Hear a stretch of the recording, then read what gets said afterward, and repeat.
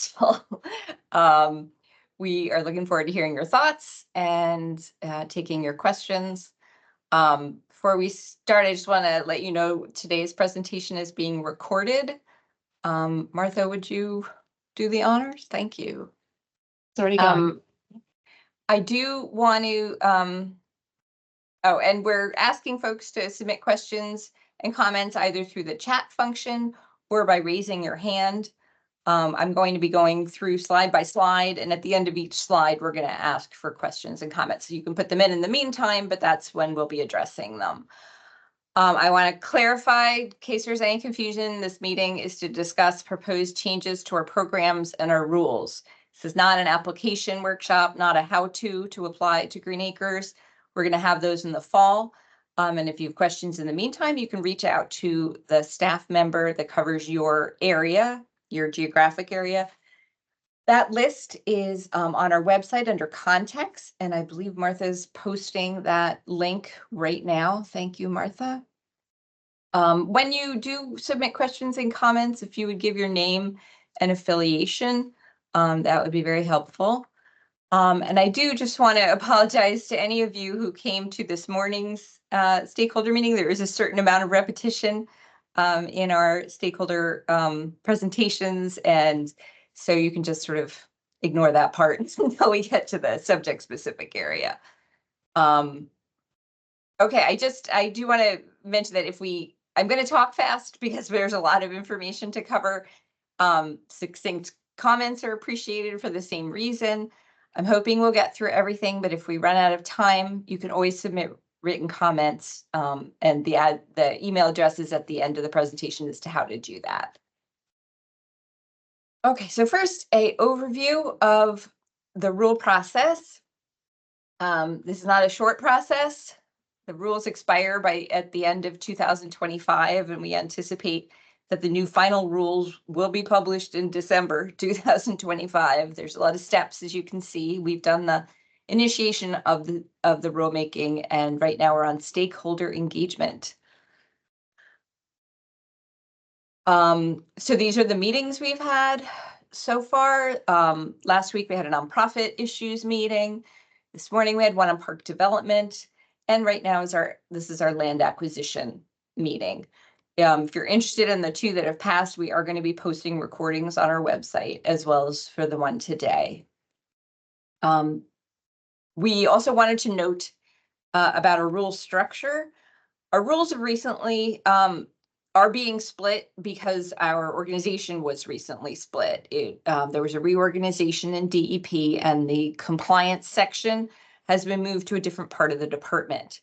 So to mirror that, our compliance rules, which used to be within our rules and will be until the rules are promulgated, they're currently subchapters 25 and 26 of our rules. They've been split out, and they're going to be a new chapter now. Those rules, the compliance rules, have actually already gone through the stakeholder process. So they've already had meetings just like this. If you have comments on the compliance issues, then they should go to that other group. And they are the public land compliance section of the Office of Transactions and Public Land Administration. And that's a bit of a mouthful, but we'll put a link in the chat as to how to get to their website. And just to reiterate, compliance is anything that happens post-project. So once the the park has been built or the land has been acquired, that's when the compliance rules kick in. And today we're only focusing on program funding, so the rules that govern our funding programs, not that post-project period. Also wanted to give you an overview of the goals that are guiding our process of looking at our rules and looking at our all of our processes. The first is consistency. Obviously, we have to be consistent with our enabling statutes, and but we also want to reflect how our programs have evolved since our last rules were promulgated, which was quite some time ago.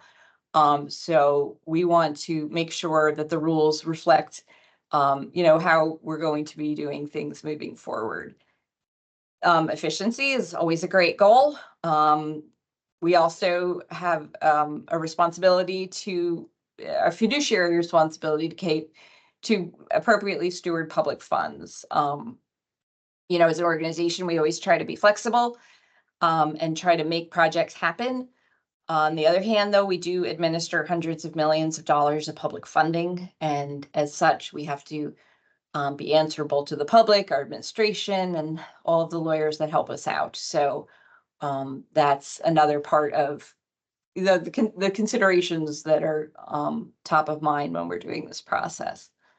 Transparency is another one. This is our transparencies with, you know, our stakeholders, and also the transparency of our applicants with the public. And that is for both acquisition and development projects.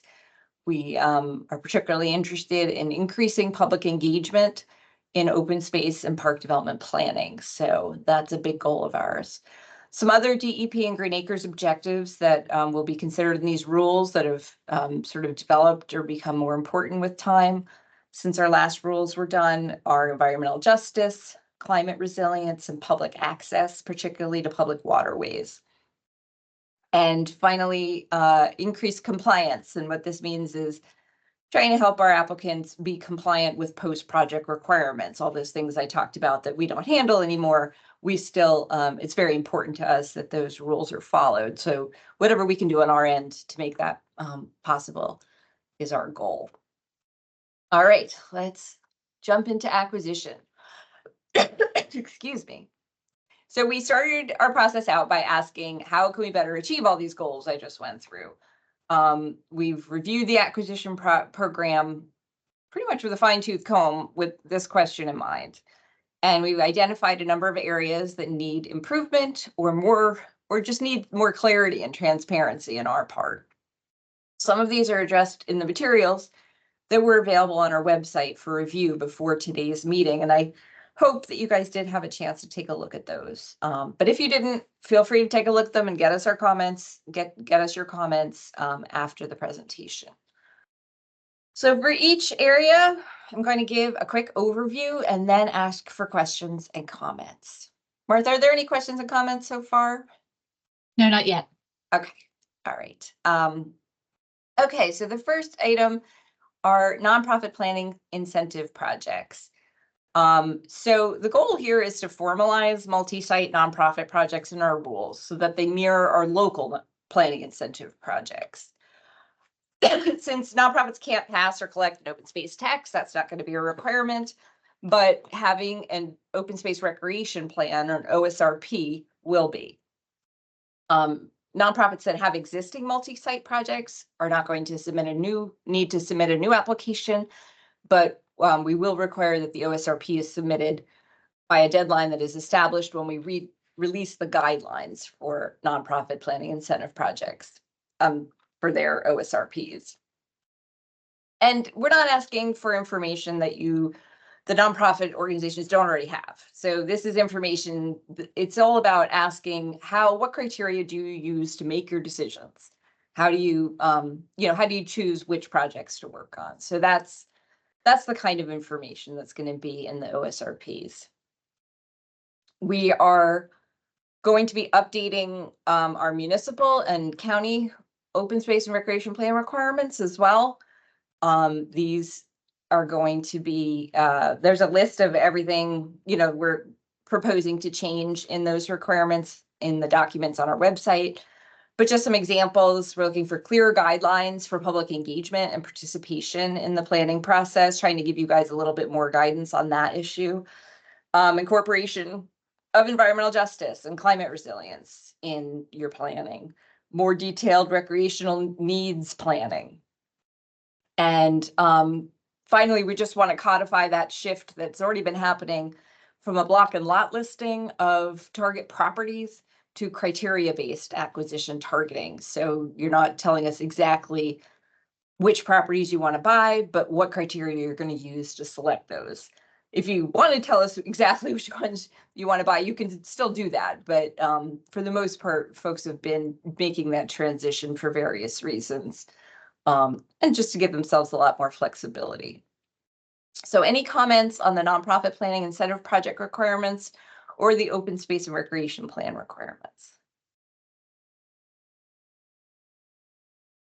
It might be helpful to note that we currently require that the OSRP for any entity be within 10 years, not more than 10 years old. So that's something that if you think that's too much time or not enough time, you could let us know that too. But we want there to be we'd like there to be revisits to the OSRP because a lot changes in 10 years.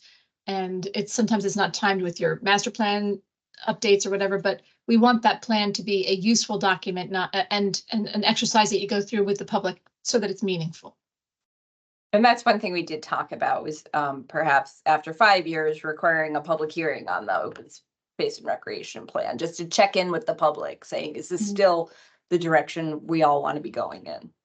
Okay. We do have a question. Can you clarify the open space and recreation plan for nonprofits again? I thought last week you said that they don't need one, which is currently the case. Okay. Currently multi-site projects that are administered by nonprofits do not have that requirement. What we are doing is bringing the nonprofit multi-site projects into the more formal planning incentive structure, which does involve an open space recreation plan. If a nonprofit is submitting a standard acquisition application, that's to acquire one particular property as opposed to a group of properties or a project area, then the standard acquisition does not require an OSRP. Okay. Will existing OSRPs be grandfathered?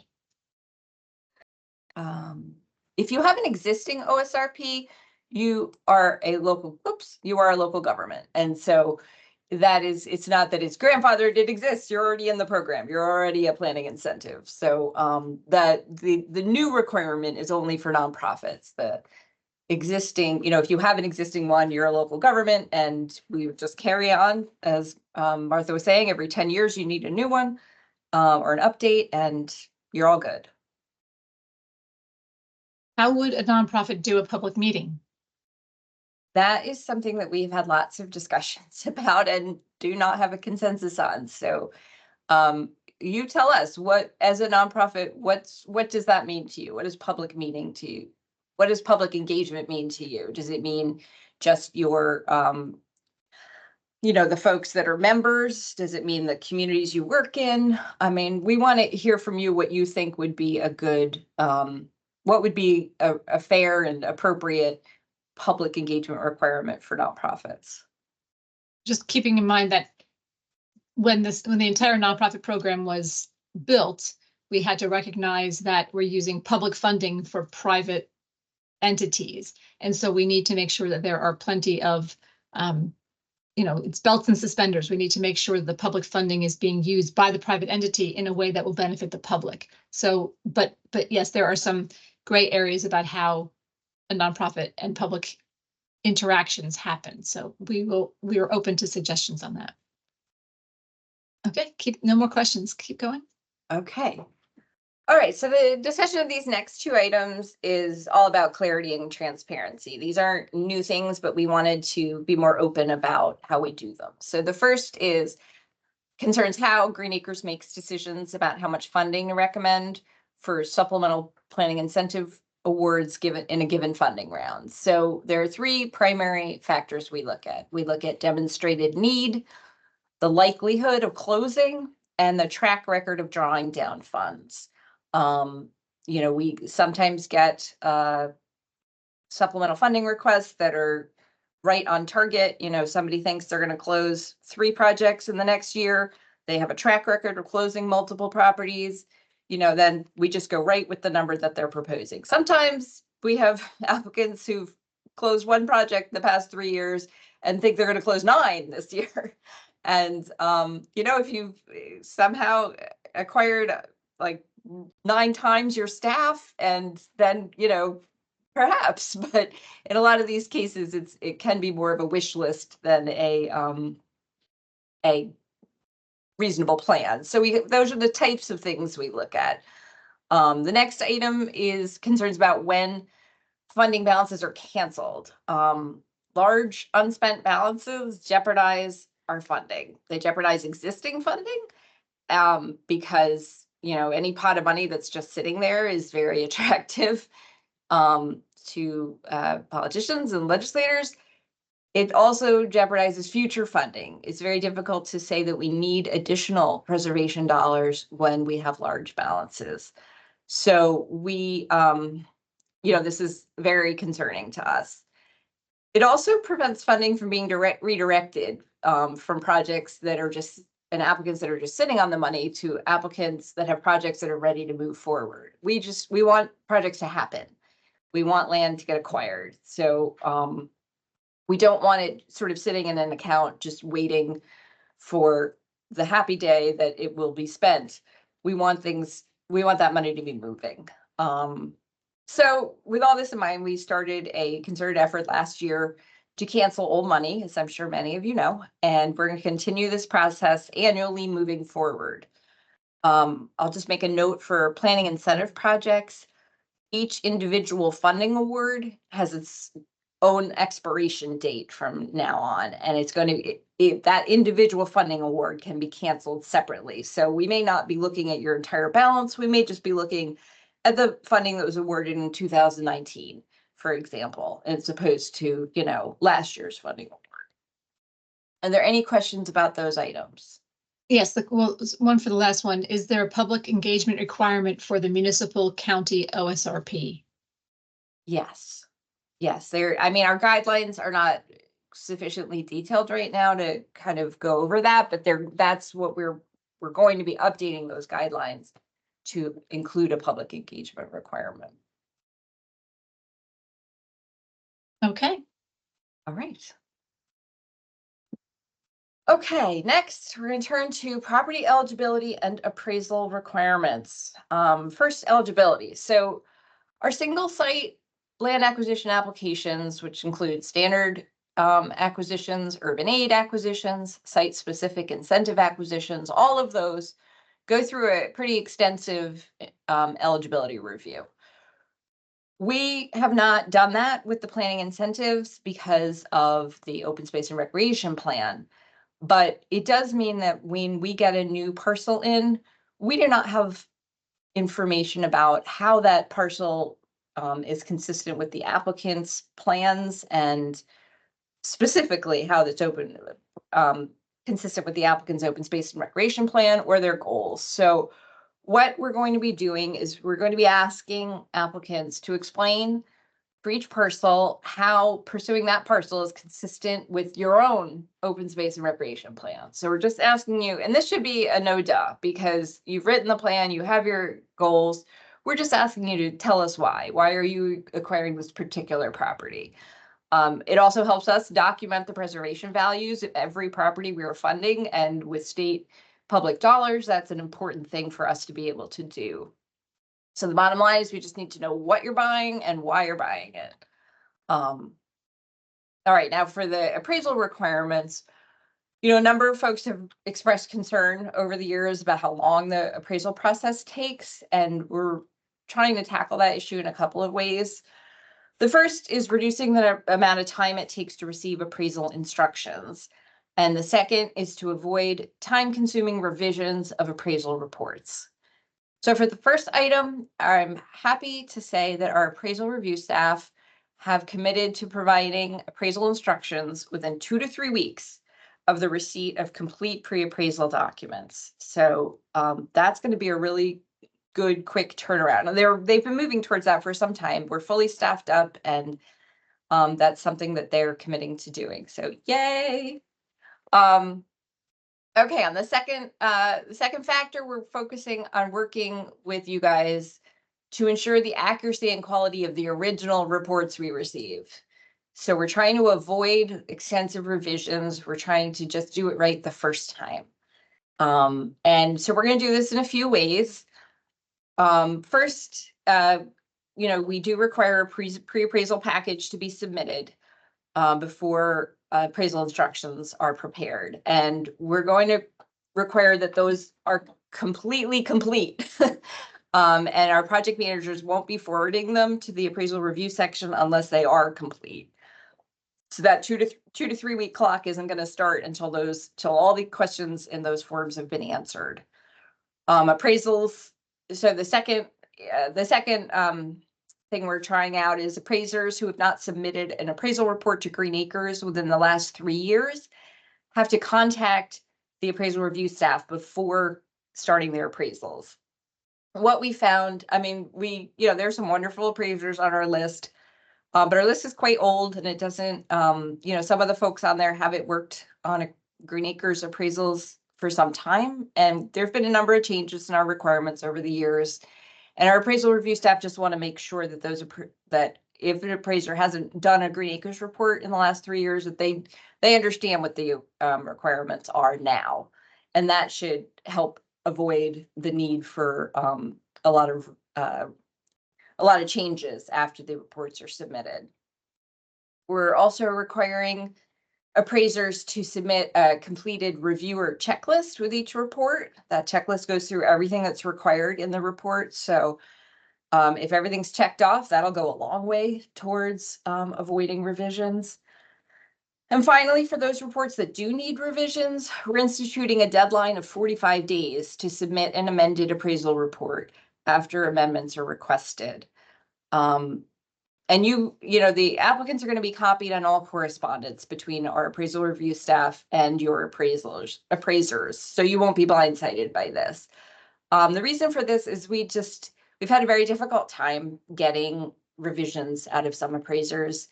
And that 45-day deadline is, that will make sure that we get if revisions are needed, we get them back in a timely manner and we can all move forward towards the acquisition of the property. The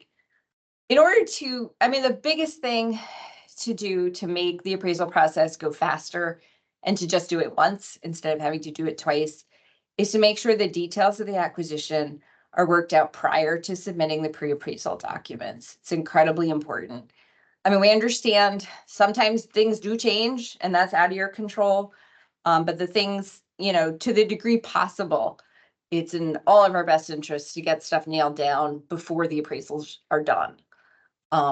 If things do change after the appraisals are submitted, we're going to ask you to submit a new set of pre-appraisal documents with the changes highlighted. And so we do recommend keeping them on the computer, and then you can just, go back to that document you did and, make the changes, type the new changes in and highlight them digitally and then submit that. So it won't be amazingly onerous. I know this may seem like we're adding a lot of steps to the process, but everything we're asking for is intended to make things move faster. We're really trying to do our part to make acquisitions, the timeline for acquisitions as short as possible. And what we've found over the years is that too many projects get changed part way through, and that delays everything as, new reports have to be submitted. Taking the time up front to firm up all the items and the terms of the acquisition is going to help us all get to closing faster.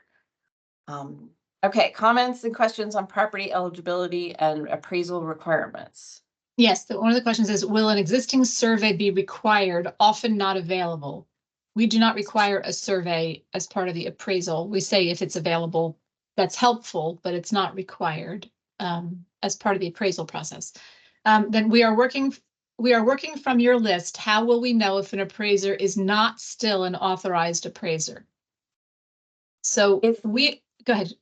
No, it's okay.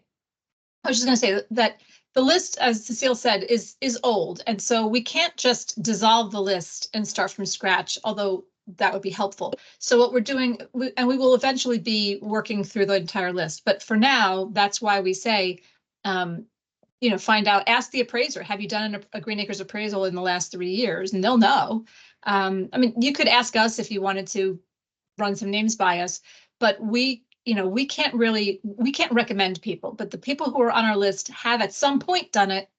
But it doesn't mean that we're saying that they're always perfect or always excellent. So if they've done something recently, they know what's expected of them, and then they can work with you more easily. So you're right, it's our list, but just like doctors get licensed, they're not all good doctors. These are people who over time have performed. But if it's been more than 3 years, just a conversation with our appraisal staff will let them know that what's expected. And we're not saying don't hire people who haven't done an appraisal in the past 3 years. Just if you do, they need to contact the appraisal review staff. Correct. This is in quotes, location and area of all known existing easements, road rights of way, encroachments, dune and beach areas, and similar features with the source of such information shown can be very difficult to know until there is a survey and title work. Can we say to be determined? It's what you know at that time. Yes. So it's to the best of your knowledge. We don't expect you to do the title work before the appraisal or do the survey. That's, you don't even know if you're going to end up buying the property. So doing that, having that expense does not make any sense. So yes, you can say to be determined, but know that if something comes up later on and the appraiser wasn't aware, you're going to have to go back and reappraise it with the known easements that show that you've figured out. So just know that that information could delay things down the line. And that information often is found, not always, definitely not always, but some of it can be found on tax maps. And it would be the original tax maps, not like the parcel data on the, that's on different GIS systems. So, but if you can get the original tax maps, it'll show like sewer easements, drainage easements, and also the vesting deed may have, may make reference to different easements, and that's available through a lot of different county websites. You can search for the deeds. Okay. All right. Okay.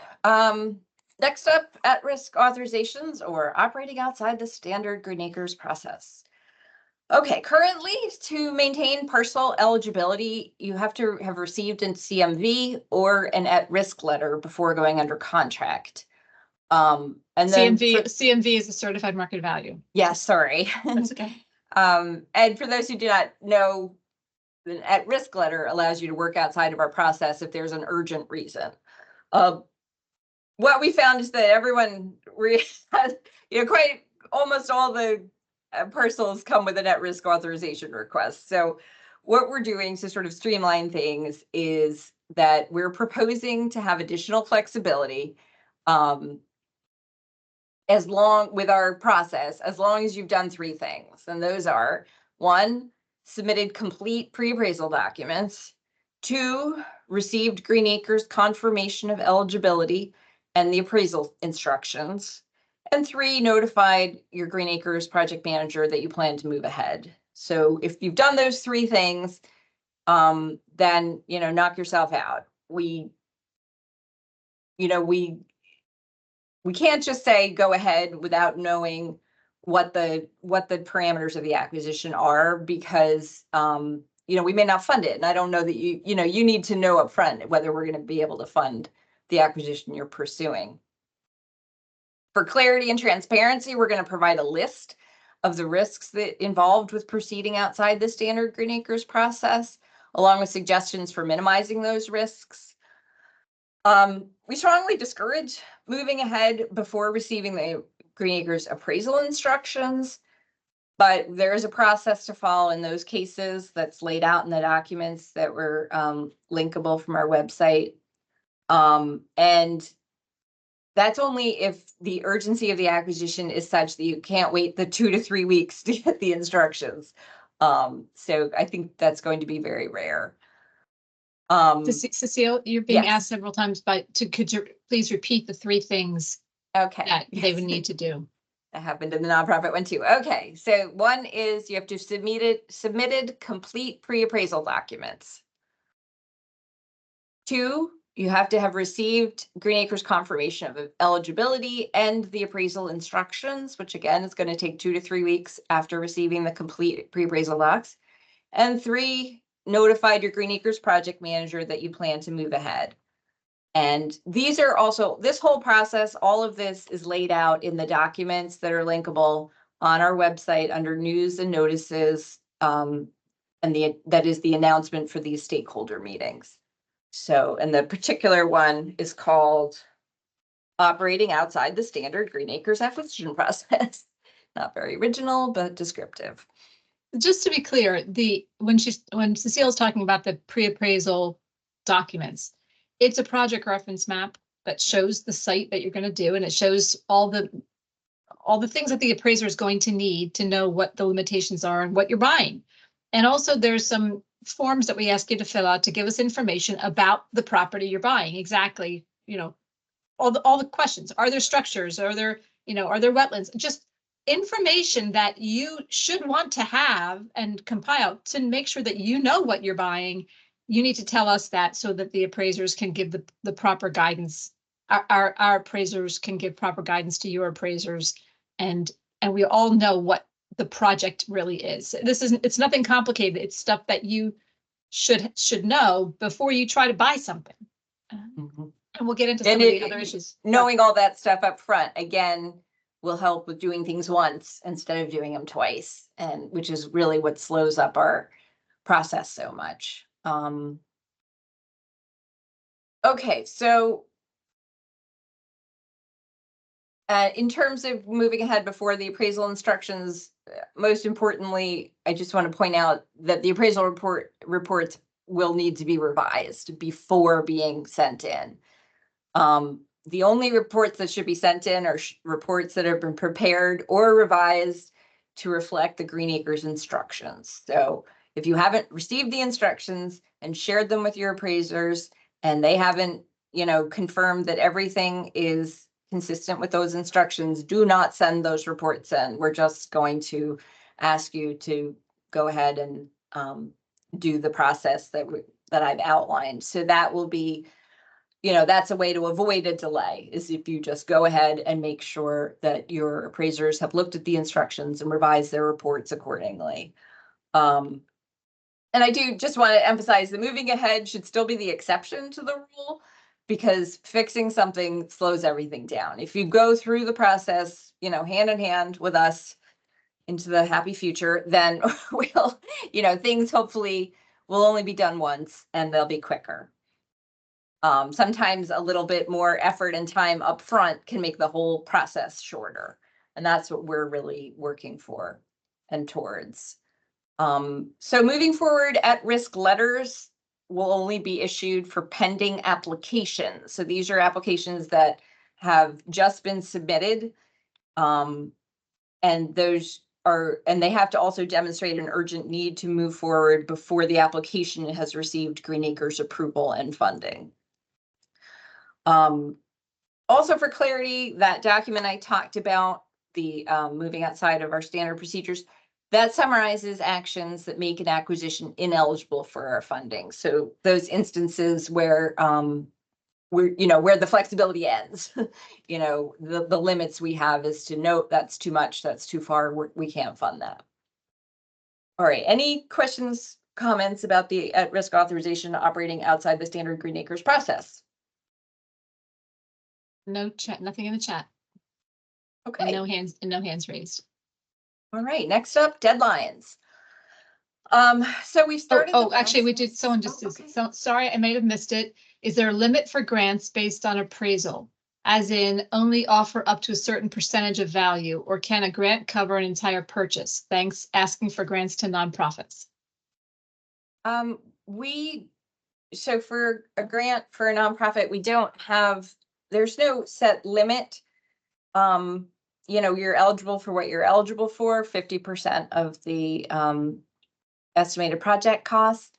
We do have, sometimes we have funding round caps. So if you're looking to purchase a $10 million project, we may not be able to give you $5 million in a single funding round. You can submit and then request funding in a subsequent funding round, but do keep in mind that old money is going to be canceled. So that can't go on for years and years. It maybe 1-2 funding rounds at the most to fully fund a project. So in terms of the grant based on appraisal, we'll give you 50% up to the certified market value, assuming you have that much in your account. But that's, and then it obviously not to exceed what you purchased for the property. We can't let you make a profit on it in any way. If they're willing to, if it's the CMV is $100 and they're willing to sell it to you for 50, we'll give you 50, and that their donation is the match. If they're willing to sell it to you for 40, we're not going to give you 50 because then you make it, you're making a profit. I did just get a message that's, yes, so this is, okay, so apparently there's an incorrect meeting ID issue, and there are people who are late because of that. And they asked if we could do a recap. So yes, at the end of this session, we can stay longer and go over some of the slides from the beginning that people missed. If whoever I guess it was Monmouth County Park System said that, how did you end up getting in? If you could just comment on how you ended up getting in, so maybe we could help if there's anybody else out there who is lost. If you could tell us how you ended up. How did you end up getting into the correct meeting ID?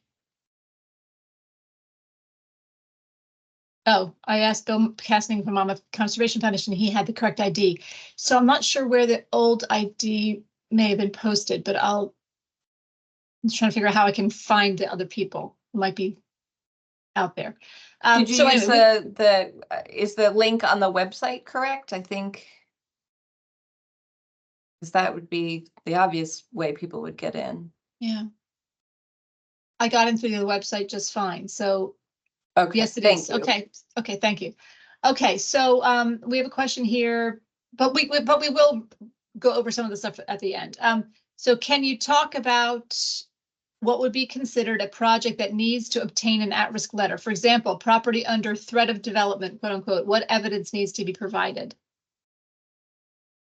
I'm not sure there's evidence. You need to just, I mean, we're going to believe you if you say that. I'll just give an example. There was a project recently, no one's going to be surprised. There was a warehouse being built in a town and everybody freaked out, and they came to us and said, we need to, the developer's willing to, to not build if we can close on this very quickly. So we gave them an at-risk letter because even though they had funding, we hadn't appraised the property, hadn't done a CMV, they told us what the property was. We could basically say it seemed eligible, but until they got the CMV, they were signing a contract and going ahead and making an agreement of something we hadn't certified. We hadn't done everything. So they were at risk of not getting the amount of money they thought they were going to get from us or hope they would get from us, or even that something could come up that would render it ineligible. We don't know. But that's the kind of thing. So they ended up, we gave them the at-risk, they went ahead and bought the property, stopped the warehouse, and then they came back through and did everything that they had to. Because as Cecile said, this is a timing issue. Working outside the process means out of order. It still means you have to do everything that we ask you to do. You just have to circle back and do those things. So that's the kind of thing. So under threat of development, that was an emergency kind of thing, and we certainly understood that. Sometimes it's that there's a property's going up for at an auction, or there's some other time constraint, because it's really only about the timing and you can't wait. That's where we might give you an at-risk letter if you haven't been approved yet, or at least talk to people who already have their approved project and funding, but want to go outside the process. Let us get you the instructions.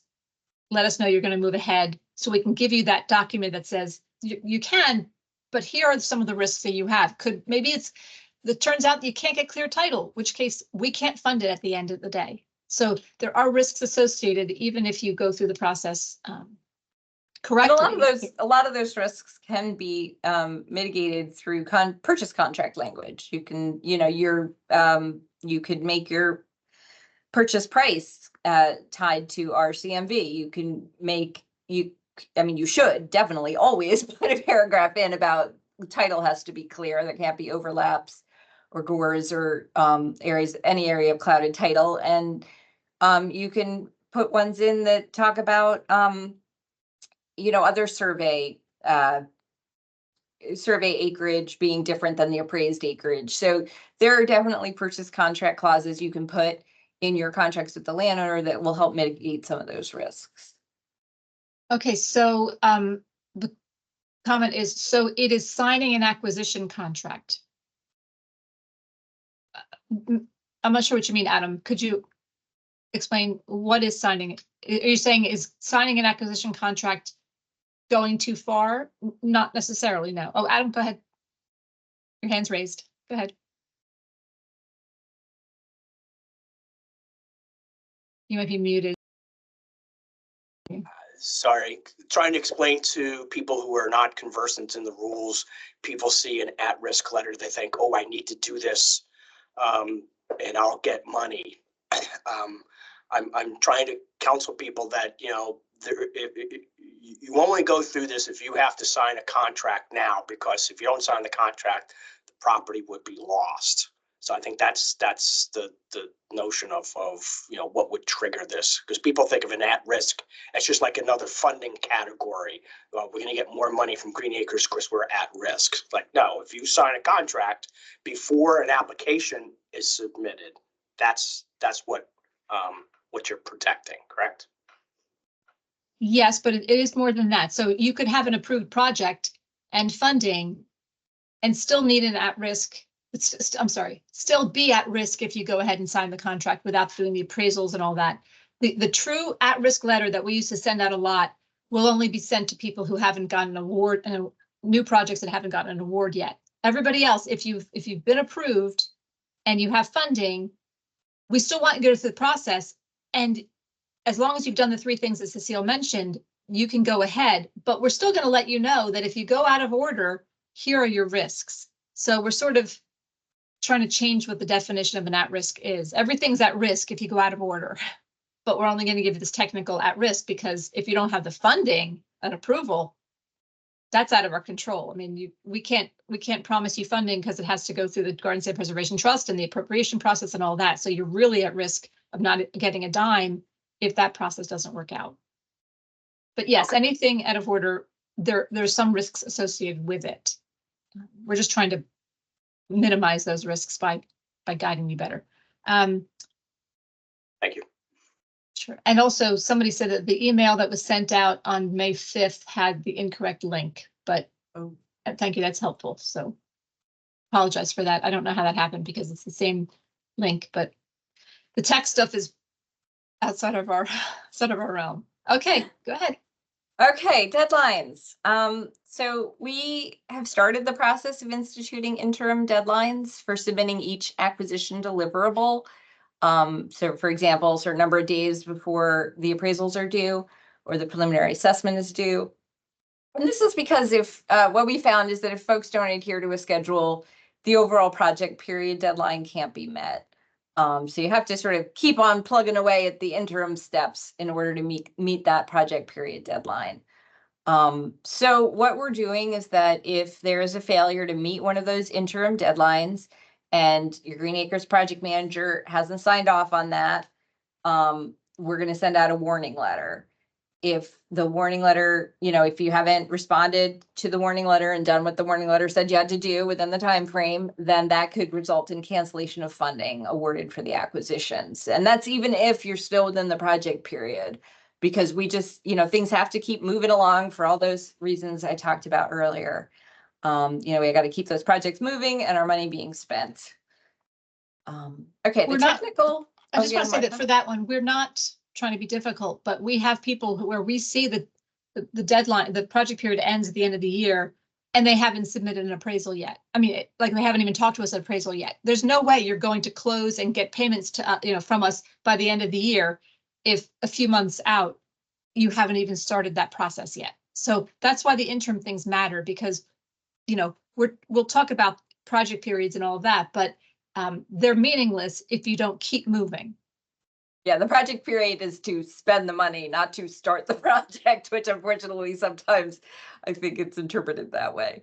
So the question was just asked, are these interim deadlines in the documents on your website? No, not yet. I mean, they'll be established, like when we send out the project agreement to be signed, we have people who 6 months later, they haven't returned the signed project agreement.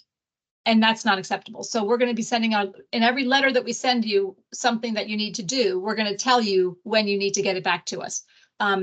We may also have some things in our applications that say that this is the expected pace of your process of the project, but we're going to be giving you that information. We're never going to surprise you with any of this. We'll give you that information. You know, you need to get the signed agreement back to us in X amount of time, and then you'll know. Because it's amazing how little extra time at each step just blows an entire project period up. it's incremental. It just adds up to, it just adds up. So we will be informing you of all these interim deadlines as we go. Okay, so the technical document contracts, this is a recommendation for applicants, not a requirement. But specifically, we're recommending that in your consultant contracts, so the contracts with the appraisers, the surveyors, that you include clauses that address the requirement to bring any reports into Green Acres compliance, and also include timeframes for responding to Green Acres reviewers. So basically, I think the problem sometimes comes up where a consultant believes that once they've provided the report or the document, if it's a survey or a preliminary assessment report, that they feel like they're done. But, you know, it's not done on our end until all of our reviewers' concerns are addressed. And we've seen our applicants have to go into separate contracts to get the reports amended as per our requirements.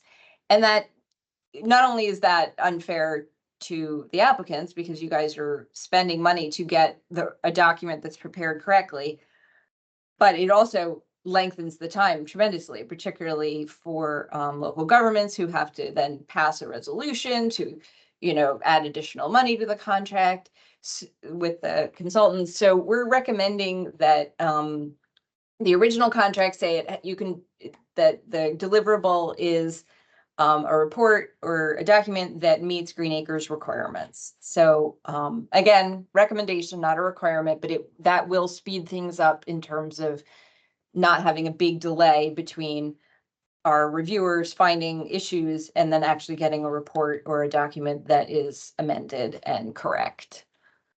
Okay, we have a couple questions. Are any of the deliverables that require an expert or consultant, are they covered with the project award? Yes, as long as you've asked for that, then survey, appraisal, preliminary assessment, those are all necessary, and title work even, they're all covered as part of your grant. Those are eligible costs as part of your grant. Yes, and they go into the eligible project costs, which is then reimbursable at the grant percentage that you are eligible for. So if you're eligible for a 50% grant, let's say you're a nonprofit, then 50% of the cost of each of those reports is reimbursable. And those costs, those things are in our application. We prompt you as you're putting together the award, the request rather, anticipated land cost, survey, appraisal, preliminary. We put it out there so that you understand the steps that are required and the things that you're going to need to pay for, because you'll have in most cases, you'll have a match requirement. Can Green Acres provide a model contract for an appraiser? I don't think so, but we'll find out. We'll ask whether or not that we can or not. Please put in the chat the verbiage you recommend we use for consultants to respond to Green Acres questions. Is that in the in documents? There Cecile? is some sample information in the, it's in the document that's titled Land Acquisition Projects Proposed Policy and Procedure Updates in number 8. There is some language. It doesn't cover all the language that could be used, but we could also see if we could come up with standard language for that as well. Okay. And I think Kimberly put in the website before, in the chat before, a link to all those documents. So it's in the same place on our homepage where you found the link to this meeting. All of those documents that Cecile is referencing are listed there, but it's also a link in the chat earlier on. Okay, I think we're caught up for now. Okay, structures. We've updated our policy regarding structures and acquisitions. Most notably, we're making a change with potentially historic structures. So all structures must be reviewed to see if they're potentially historic. And this is a long-term statutory requirement, but we're asking that it be done much earlier in the process. So the GSPT Act says it has to be done within 6 months of closing. But what we found is that just causes a lot of problems later on. So we're asking folks to do this pre-appraisal in order to avoid the need for appraisal updates and other last minute delays. So to help, we're providing details about the process for inspection of potentially historic properties. it's all in the revised structures policy that Kimberly just put the link up to all those documents. Thank you, Kimberly. And this is going to allow applicants to consider early in the process how to move forward. You can consider eligible uses for the buildings. We have some flexibility, additional flexibility for historic structures on preserved sites than we do for other structures. And you know upfront whether eventually those structures can be demolished or they can't be demolished, because that makes a big difference. If you end up with a structure that you find out, you know, it's not always obvious what a historic structure is. It's not necessarily super old, and it doesn't have to be in great condition either. So, you know, it's kind of a caveat emptor here. You definitely have to be aware of what you're buying. So the other change we've made in the structures policy is we're implementing a deadline for reimbursement of demolition costs of obviously non-historic structures, since you can't demo a historic structure in a Green Acres project. The reimbursement has to be requested within 6 months of closing if you want our money for the demolition. Any questions or comments about those 3 items that I just talked about? Tom? Yes, hi there. Just had a question about the demolition. We're kind of struggling with that right now. We have an open grant, and the problem that we have is bidding out, awarding contracts, doing the construction documents, and we oftentimes would exceed that 6-month period for actually getting the demolition done. So that's completely out of our control. And also what we do is we seem to find ourselves with a number of demolition projects, so we tend to group them together. That also takes us a little bit of time. I have had situations where we have bid them out separately as a separate project, but we're being more encouraged by our officials to be a little bit more budget conscious about it. Obviously, it's less costly to do it as a group. So if we do find that we're running into that problem where we're exceeding our time frame with demo, is there something that we can do? Can we request an extension? Do we just keep our representative up to speed on what's going on? We've had some trouble with that in the past because our demo contracts just seem to take way longer than we expect. And we understand that. Well, first of all, we're proposing all the documents you'll see on the website that we posted are marked draft, because we need to hear from you if 6 months is not enough time or it's too much time or whatever. So tell us, let us know, okay. Send us comments that say why that's a problem. The problem we're going to have is that not everyone is necessarily in your situation where you're doing multiple demolitions. And sometimes, maybe you have to do ours sooner because we're paying for it, and the other ones are all on you. So, we might not be able to budge, but we need to hear from you what challenges you face that we're not aware of. So this is very helpful information to us. So I would say if you could just send us the email that explains why 6 months might not be enough, sure. We can maybe build something in and take that into consideration. Terrific, thank you. Adam posted, potentially historic structures. New Jersey Historic Preservation Office provides an array of steps to determine if a building is historic. What, if any, discussions, coordination have you done with SHPO to be consistent with their guidelines? For example, we have a project with a house on the property and was not on any state or national Register of Historic Places site list. Then after acquisition, the borough submitted an application to SHPO or historic for historic eligibility. Okay, so we provide multiple tools for you to look up whether or not something's historic, and if there's any possibility that that one of the structures on the site is historic, the GSBT Act requires you to submit information to actually all of your local historic people, but also to SHPO. So we have been talking to them. We are coordinating with them. And if anything even mildly smells of historic, we would tell them about it, but you're obligated to. So that's, yes, we're going to be consistent with them because we actually just hands it over to them to tell us whether it's historic or not. We don't make that determination at all. But our website and our documents and our applications even give a lot of tools about how you might find that out. There's something called Lucy, which we say stands for look up cultural resources yourself. The mapping, we actually require that as part of our applications now, so that you look it up and have an idea. That's not the end of the story, but that's helpful to you. Because you're right, not everything is listed on the register, but it could have other, significance. And your local historic folks probably have an opinion too. So yes, we are talking to them. And the structures policy, the last page of that is guidelines for preparing and submitting a HPO request for determination. And that was prepared by SHPO. So we work very closely with them. Okay, we have another comment about demolition reimbursement. Optimistically, it typically takes us 2 years to demo a property. It could be possible for us to get in an application maybe a year after closing, but 6 months would be relatively unrealistic for us. If you could let us know why that is, why it takes the 2 years, or what the complications are, the challenges are for you, that would be helpful to us in figuring out what to make the deadline. Okay.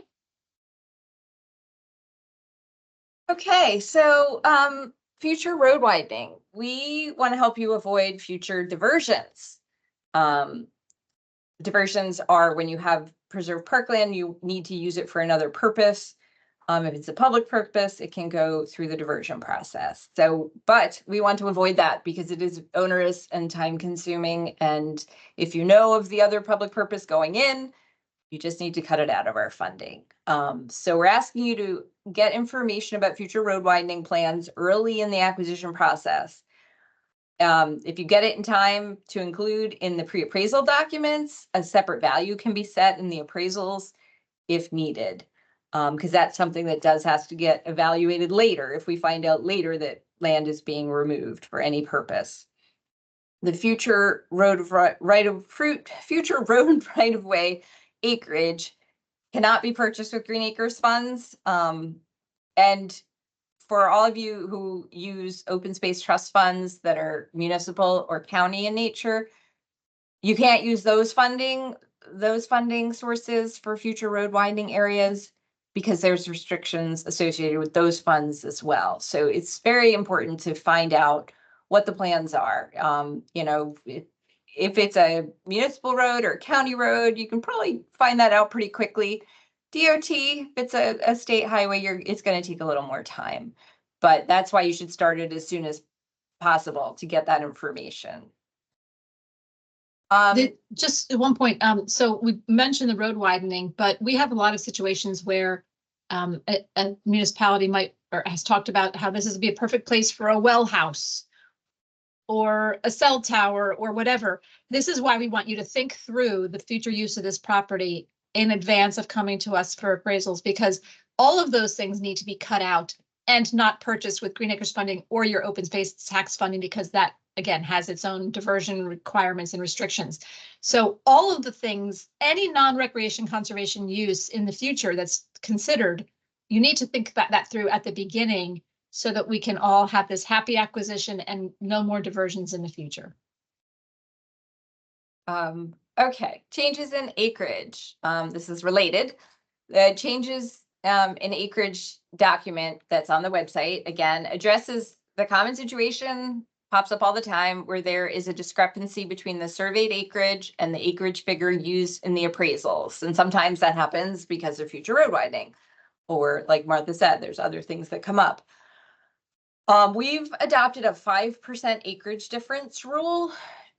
So if the difference in the acreage between what was appraised and what was found in the survey is 5% or less, then we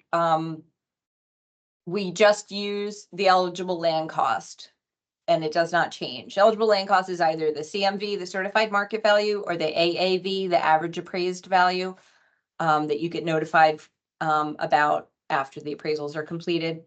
So that value doesn't change. If it's a negligible difference in acreage, then we don't worry about it. If it's greater than 5%, though, we use the surveyed acreage to calculate Green Acres participation. So what that means is that there's no 5% grace period. It's, are you under 5%? Then we use the CMV. Are you over 5%? Well, then we're going to use the surveyed acreage. And to compensate for this, we really encourage you to incorporate a similar clause into your purchase contracts. And that way, if there's a reduction in Green Acres funding, the purchase price is also reduced and you don't have a last minute scramble to try and find funding to make up the gap. Closing dates. We also have established a new policy regarding closing dates. If Green Acres funds are required for closing, so it's not going to be a reimbursement acquisition, your Green Acres project manager must sign off on the closing date. If you set a date without confirming it with your Green Acres project manager, we're not going to push your submissions forward in the review queue to accommodate your time frame. A major reason for this is it's just not fair to our applicants that are following our process, because all their reviews get pushed back every time this happens. And if you don't need our money for closing and it is going to be a reimbursement, we don't have to sign off on the closing date, but I would encourage you to review again those risks that are inherent when you close without Green Acres having approved all of your submissions. Any comments, questions about these 3 items? Nothing in the chat, no hands are raised. Okay. All right, these are 2 biggies. These are 2 of our most complicated types of acquisitions, co-ops and easements. First, we're going to talk about co-ops. So cooperative projects they're really important for expensive acquisitions. You know, we are blessed in New Jersey to have a lot of acquisition funding, but, you know, we also are cursed with having projects that can cost upwards of $10-12 million. So, you know, with projects like that, cooperatives can be a lifesaver. But at the same time, we recognize that adding partners adds complexity to a project, which not uncoincidentally extends the time it takes to get to closing. It also complicates post-closing because, you know, everyone's taking title to get, well, everyone who gets Green Acres money has to take title to the acquisition property. And then you have to decide, well, are you going to transfer some of your interest, or if you're going to manage it cooperatively, then you have to do a management agreement. And one thing we have found with cooperatives is they're becoming more and more popular, and sometimes they just aren't necessary. And I think that's one question that we're asking, and we're asking our applicants to ask themselves. You know, is it necessary that this project, this acquisition, be a cooperative project? We had an example last year of a project. It was only about $350,000, but the number of partners kept growing and shrinking and growing. And at one point, there were 7 different partners working on this $350,000 acquisition, and at least 2 of those partners had sufficient funding just by themselves to purchase it. So, you know, this is something we're trying to discourage unless it's really necessary. So the first thing we're doing is to reduce the co-ops that arise due to financial necessity. We're increasing funding awards to nonprofit organizations nonprofits have traditionally had lower funding round caps than local governments for Green Acres. So we're raising those up. We're giving more money to the nonprofits.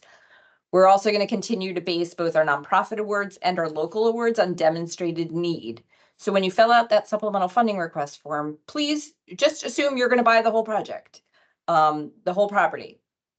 And if it's, you know, exorbitantly expensive, then, you know, then 3, 4, you know, however many are necessary to make it happen. But the word is necessary. Because I know, you know, you guys don't want the complexity and the headaches any more than we do. So if we work together, I think we can streamline this a little bit.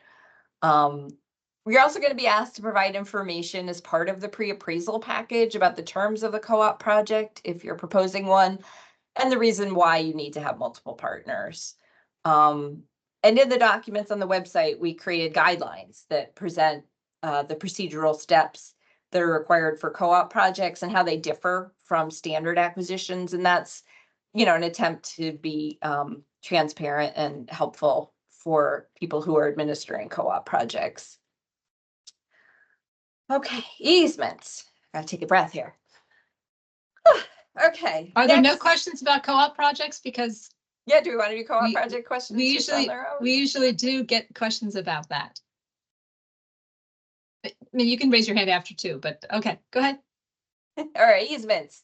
We wanted to clarify our conservation easement policies. We're not really proposing anything new. This is all in our rules already, but I think there's been some confusion. So we want to clarify. Our fee simple acquisitions are always our preference. They maximize public benefits, they minimize future conflicts. They're just a better use of public dollars. But we will fund easements in certain circumstances. They have to A, fulfill a compelling public need or purpose, and B, they have to provide meaningful public access. And what we've done in the draft policy that's attached to, there's one of those documents on the website, is we've tried to flesh those terms out a little bit. Like, what is a compelling public need or purpose? What is meaningful public access? So that document tries to provide clearer standards for public access, discusses how to handle improvements on this site, and it reviews the limited circumstances under which we will participate in an easement that does not provide meaningful public access. Those are few and far between, but they do happen.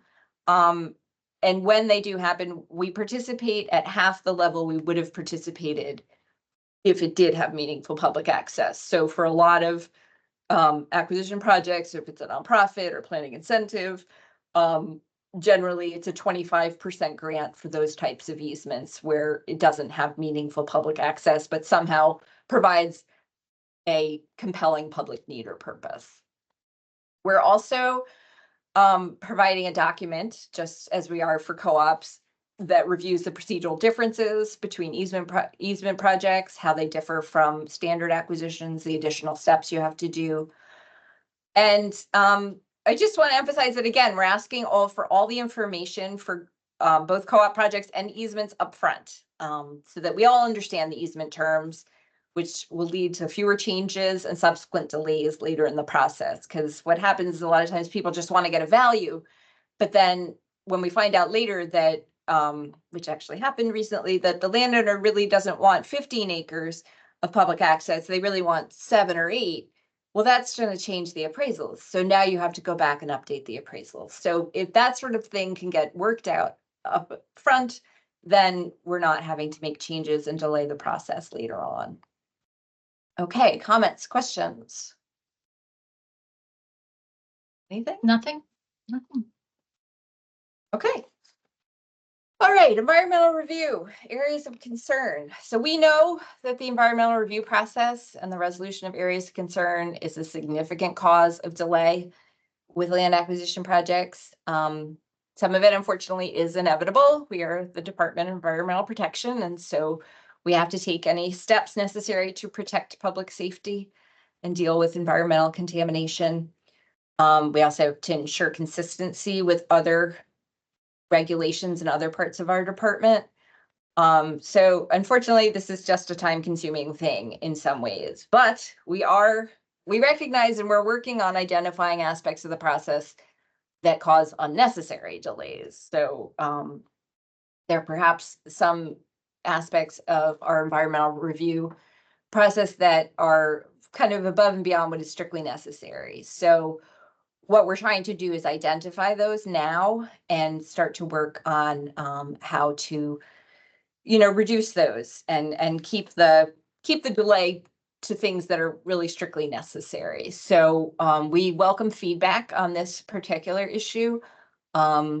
We're in the middle of a staff transition, which is also kind of feeding into the little bit of delay we're having on dealing with this because we're waiting for our new reviewer to come on and to run things by him. So in the meantime, we would very much appreciate your thoughts on, if there are examples of times that you feel like a project has been held up for things that were not strictly necessary. We may not always agree, but we do want to hear what you have to say, because we're looking for ways to, make the fixes that we can make on this topic. Comments, questions? Charge y'all Nothing so out. far? Yeah, they're all tired or something. Got that post-lunch slump. Okay, another item we're looking at is the 2 appraisal threshold. So currently, if the value of a property is estimated to be less than $250,000, we only require 1 appraisal per our rules. What we're looking for right now is increasing this threshold because, this threshold was put into place in 2005, which was some time ago, and the real estate market has changed, inflation, all these things have contributed to perhaps making that an outdated figure. So we're going to be proposing to increase it in the rule amendments, but if you have specific suggestions, we would appreciate it. Public transparency and engagement, I've talked about that a couple of times today. We've taken a number of steps to increase that, the transparency and engagement in our process. And we're looking for suggestions on, what else can we do?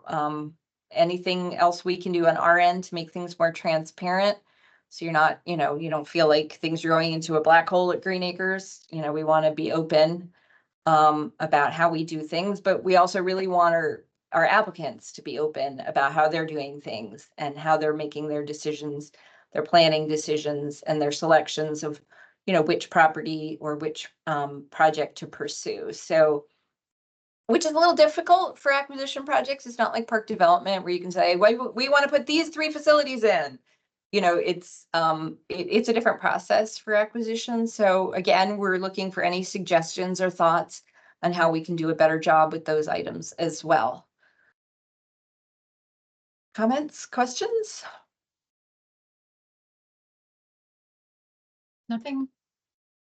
Okay, in the chat or hands raised. Okay. Compliance. So I talked about this a little bit before. We have a new, our compliance is now being handled by a different group, but we still work really closely with them. So quite intertwined. And it's important to us that, during the funding process, that applicants understand what their regulations and requirements are going to be post-funding. So we're looking for any suggestions about how we can better increase awareness of those responsibilities, how we can promote compliance in the future. We're also getting stricter in that you have to be making progress with any outstanding compliance issues in order to be an eligible applicant, which does not mean that you can't have open compliance issues if you're going through the diversion process or if there's an encroachment on one of your parks, things like that. It's okay as long as you're handling it, as long as that process is moving forward. It's if it's stalled that we start looking at it and start saying, well, we don't want to give additional funds if there is an applicant who is not doing what they need to do to clean up any compliance issues they have on their existing parkland. We're also considering making explicit in the rules that eligible applicants, applicants that don't have, outstanding compliance issues that they aren't handling, they can't take on a project on behalf of an ineligible applicant, one that isn't making progress with outstanding compliance issues, because we don't want to facilitate our applicants, doing a run around the process. We want these compliance issues resolved, and we want, these parks to be in the condition and available to the public the way that, they were meant to be when we funded them. And the final acquisition item is project periods. Currently, we have a project period that runs 2 years from the date of the project agreement. That, we have found that projects don't always happen during that period. So we're considering either extending it beyond the 2 years or perhaps having a 2-year project period with set extension options. For example, 2 6-month extensions maximum, and then we would cancel the unspent balance. But we'd like to hear your thoughts on that. The project period is all tied up into that same larger effort of getting our money spent. It's connected to the, cancellation of all money. It's connected to, everything, the interim deadlines, everything we're doing to try to keep projects moving forward at a clip and getting that money out in the street and, making these projects happen. So, but we want to hear from you about that project period, the different ideas. If you have alternate ideas for the project period, we want to hear them. And if you think it should be different for different types of projects, we'd like to hear that too. If acquisition and development should have different project periods, or if standard acquisitions and PI projects should have different project periods. Whatever comments and suggestions you want to share, we appreciate it. Any comments that you'd like to share right now on the compliance or project period issues? Well, we have a couple of questions. Can some of these required documents be funded up front, even at 50% rather than as a reimbursement? I assume you mean the technical costs, and very rarely do we release funding for soft costs if you haven't acquired the land. Generally, because we don't want to spend a lot of public funding just exploratory on different soft costs, appraising lots of things and then never buying anything. We have on occasion reimbursed for soft costs, even if the project doesn't happen. But I don't think we have funded the soft costs in advance of an acquisition. Just for the same reason, because generally we have, I guess when we do the land, if we're giving you funding in advance of closing for the land, you could submit for your soft costs at the same time. But it's not that we're going to pay you for the appraisal 6 months or a year before you close on the property, unless there's some outstanding reason that would need. I'm not sure if I'm answering the question the way you intended it, the way you meant question, but generally we can do upfront if you're going to make the project happen. A bit off the land acquisition subject, but was wondering when the official notification regarding this year's Green Acres open space projects will be announced. I've seen that on the website. All I've seen on the website is the projects that were recommended. Yes, so a couple of weeks ago, the Garden State Preservation Trust approved our 2024 funding announcements. The deadline was in February. Basically 20 minutes later, our staff had all the projects reviewed. I mean, we had them on a very strict deadline, and they rocked it.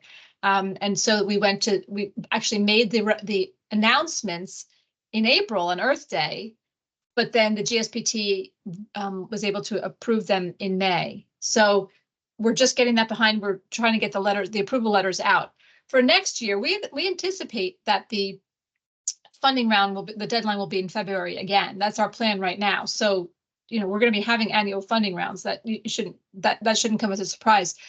When the official notice come out, we'll probably try to just do something in the summer. Announce, but know that it's coming. So you can, if there's something you want to get started on now, that's fine. We don't anticipate major changes to the applications, but you might want to check in with us on that. Some of the changes might be based on some of the documents we're looking at now as for next round, but I think you can be pretty much assured that early next year we'll have a new funding round. Can you review the limits on active projects for municipalities, counties, and nonprofits? The limits, I guess that means capacity limits. Are we limited to working on one acquisition, one property at a time? I heard discussion of this about a year ago, but never saw anything definitive. I think, yeah, go ahead, Martha. No, I was going to say I think there might be two things there. So there is a capacity limit that we have with applicants about how many open projects they can have before they can apply for a new project. But then I think it's a question about one acquisition at a time, one property at a time. We did roll that out last year, partially because our appraisal review staff wasn't ready yet. I mean, we hired some people last year and they were getting up to speed. So are any of the documents address the one parcel at a time, Cecile, or is it? No, is it just we didn't, just because a lot of that was, as obviously a lot of it was inspired by the fact that we had a gap in staffing in our appraisal section. So we are staffed up now, and so I mean, we recommend not biting off more than you can chew, and part of that is going through, we recommend at this point not going through the appraisal process with more than one at a time. So, wait until you get a CMV or an AAV for a property before submitting a new set of pre-appraisal documents.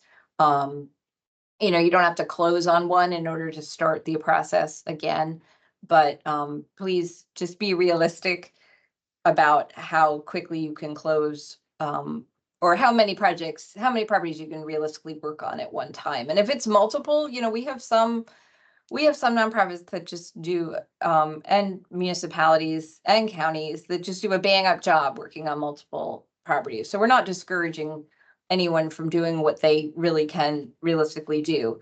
But we're just asking folks to ask yourselves, how, is this realistic that we be able as an organization to work on this number at the same time? And we will also look to see how many open CMVs we have with you where you haven't actually closed.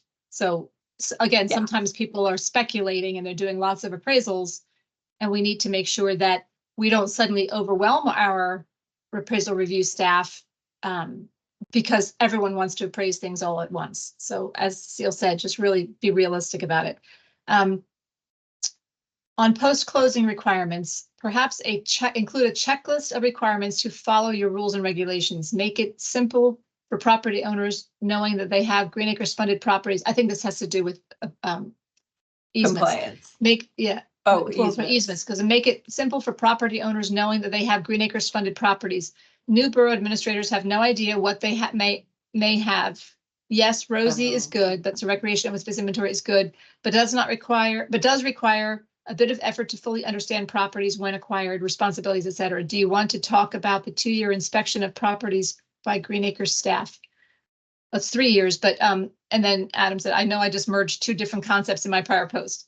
So for easements, yeah, I mean, having a checklist, yes, that's helpful. It's also, though, the enforcement of the easement and the monitoring of the easement is the responsibility of the acquirer. So you, if you acquire an easement, we always end up with problems with subsequent owners who take over and they're not aware of what the easement means, and so that is actually a responsibility for you to say that you have an easement and this is what it is. But if we could certainly provide information about what it means that it's Green Acres encumbered. But the regular monitoring of the easement is on the funding recipient, the Green Acres funding recipient to do that.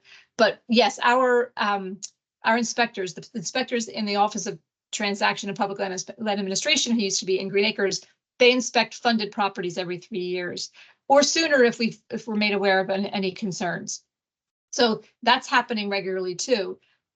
But it's hard for us to, we push you to make sure that you are maintaining or monitoring the easements. That's one of the reasons we say we understand sometimes you have to, but we really wish you wouldn't buy easements just because of the enforcement headaches. And I think what Adam's saying, like for new officials, it could be, I mean, I think, from the funding side, we could say, congratulations, here's your payment for your property. And don't forget, these are the types of things that you need to look out for. Yeah, so I can see that being a helpful item to give.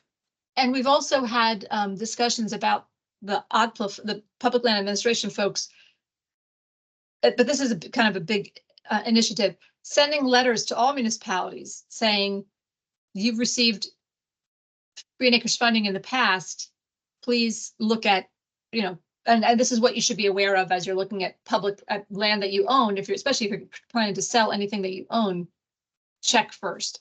So, but that's a big effort, and they're trying to work towards that, I think. But you're absolutely right, Adam, that the new people don't have any idea what a recreation open-space inventory is, and if they haven't taken money from us in a while, they might not even know that certain parcels are encumbered by Green Acres until they get the inspection list, because our inspectors send a list out in advance saying we're coming out and we're going to come see you on these properties. But you're right, some people have not come to us for a very long time. Do nonprofits need to apply for both parkland acquisition as well as apply for the Rosie list? Okay. So the ROSI list is, nonprofits don't have a ROSI. So a ROSI is a recreation and open space inventory. And that is something that a local government has to provide to us.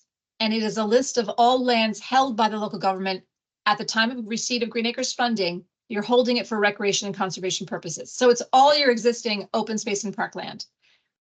With local governments, that ROSI becomes part of the contract with us, because we're not going to give you funding to acquire land over here if you're going to divert it over here. So it's only going to be a net increase in parkland all the time. So that's what the ROSI is. Nonprofits don't have a ROSI.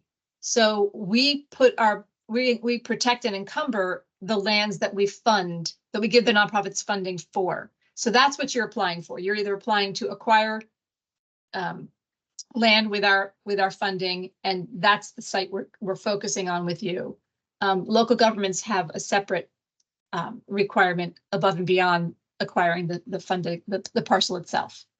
I hope I answered that. So nonprofits don't need to have anything to do with ROSI land. A ROSI list doesn't apply to nonprofits.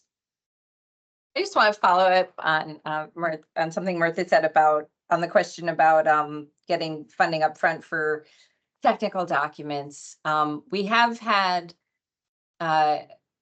quite a few cooperative projects. And this is kind of the other type of cooperative projects that seem to make a lot of sense, where there's a less experienced or a smaller organization or nonprofit, for example, working with a larger group or a more experienced group or organization, whereas that more experienced organization will take on a lot of the technical documents, and also has the funding to cover it until the reimbursement does happen, because it's excruciatingly rare for us to do funding for technical documents before closing.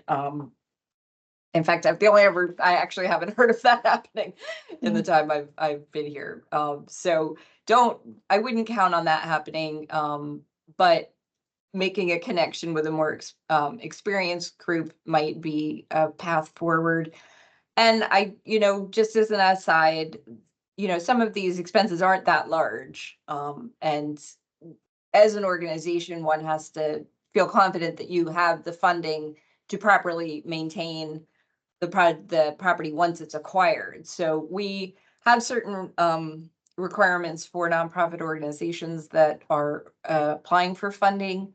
And that's mostly because we have had bad experience with teeny tiny nonprofits, usually like one-man shows that we've funded and have gone under. So, we do rely on our nonprofits to be large enough to handle these types of projects, and sometimes partnerships with other organizations can be helpful. Yes, and you bring up a good point. When we were talking about cooperative projects, having the partners, one do soft costs and one do the land, that's helpful. That could be helpful to both. And that's less complicated. The complicated co-ops are when more than one entity need to take title.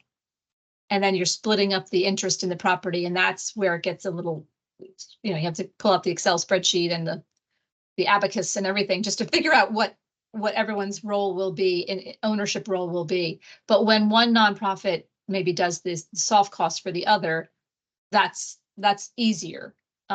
You still probably need a partnership agreement of some kind, because, why are we paying this group for appraisal work that they never bought when they never bought the land? But again, you're talking to us all the time. We have an amazing project management staff, and you should be in regular contact with them throughout, from the time you have that light bulb of I want to buy that property, all through to the end. You should be having regular conversations so that there are no surprises, and we can help you through that.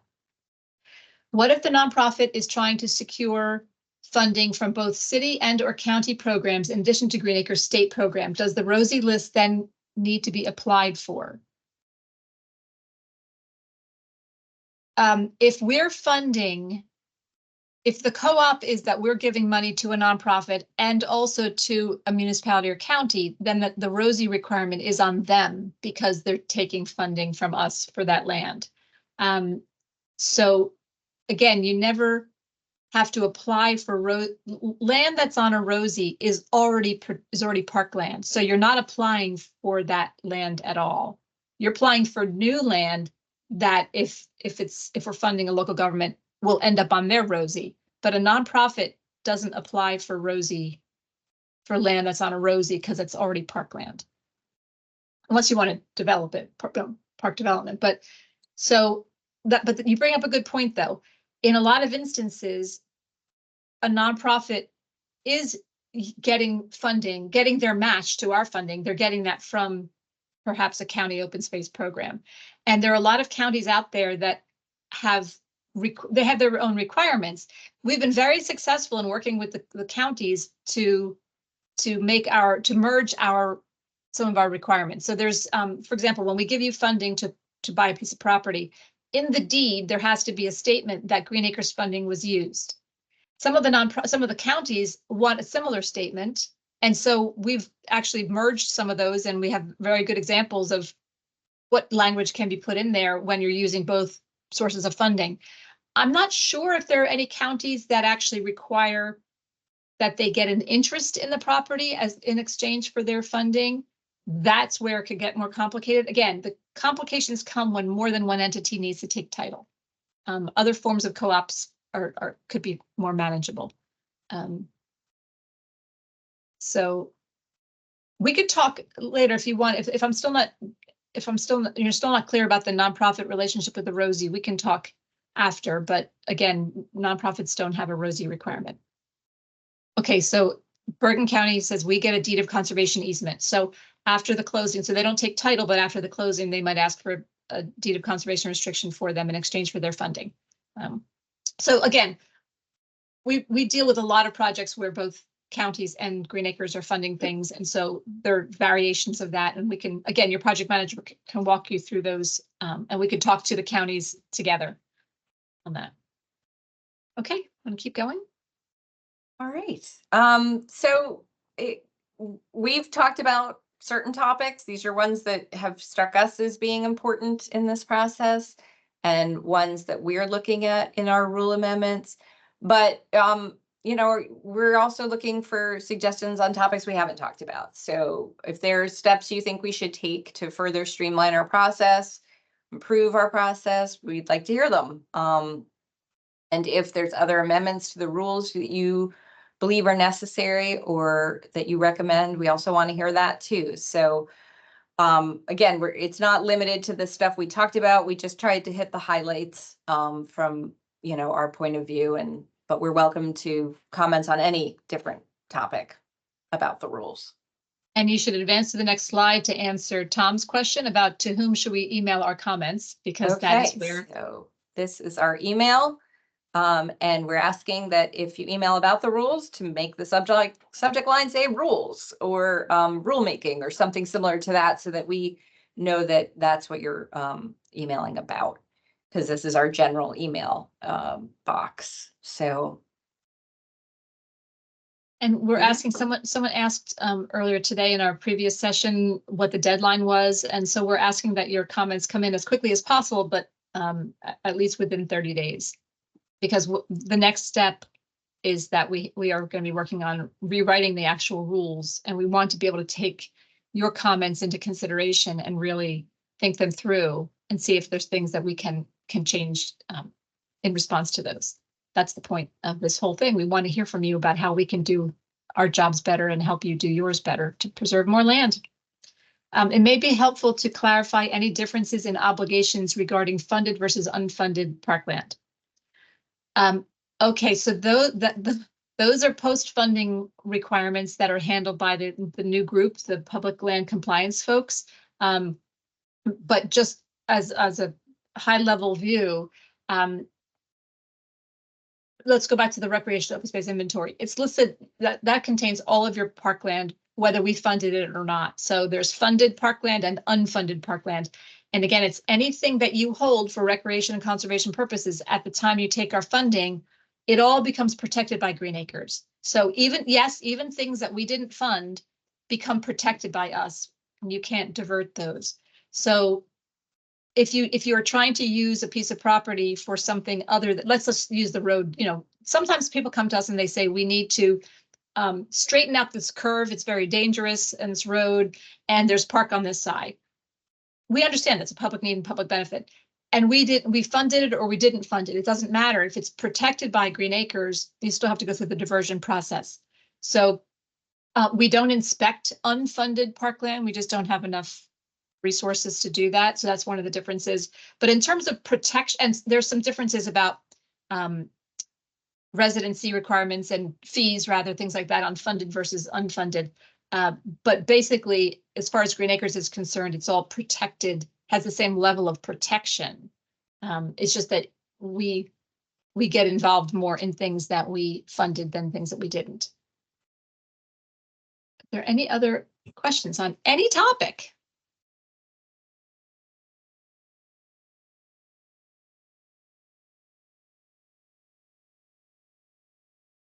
No? Okay.